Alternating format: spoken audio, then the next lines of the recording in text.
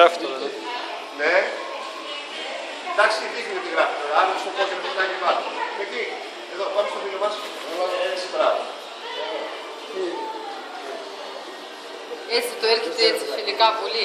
Δεν το ξέρει. Βγάλτε κανένα λόγο.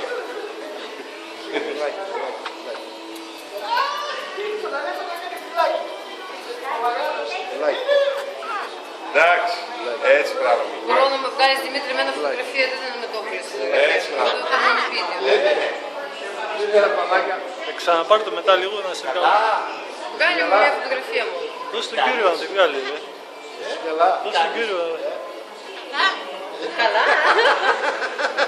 Είσαι καλά. Μπορεί να μου κάνει μια φωτογραφία. Τι θέλεις τώρα, πώς θα σου κάνω τώρα. Μετά. Μαζί του. Δεν με το έβγαλε, μόνο με βίντεο μου τραβήξει. Το ταιριάζει, ναι. Δώσε το σε κανέναν άλλο να μην...